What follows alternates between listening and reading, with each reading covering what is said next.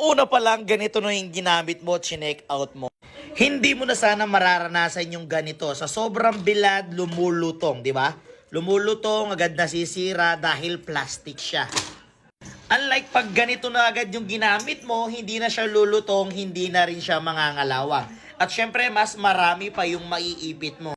Yung gumastos ka na dun sa plastic na hangiran mo, sipitan mo, tapos agad ang nasisira. Ito, 100 plus lang to. Stainless steel na, iwas kalawang, iwas lutong, at syempre, mas marami din kayong malalagay. Kaya ayusin nyo yung desisyon nyo sa buhay. Ito, marami na, halos 50 pieces na po yung clip niya, kaya mas marami kang malalagay na medyas, underwear, panyo, or yung kahit ano pang isabit nyo dito, mas marami kayong malalagay. Ilalagay ko sa link sa Yellow Basket. Mag-check out na kayo, 100 plus lang to. For sure ako, mas sulit to. At syempre, ito pa yung kagandahan dyan. May palak na siya dito sa may sabitan niya. Syempre, ang minsan pag sa mga sampay natin, malakas ang hangin, hindi natin maiwasan, hindi naman natin binabantayan. Ito, pag linak mo siya na ganyan, hindi na siya liliparin ng hangin o hindi na siya matatanggal sa sampayan. Kaya ano pang hinihintay nyo, i-check out nyo na to habang meron pa.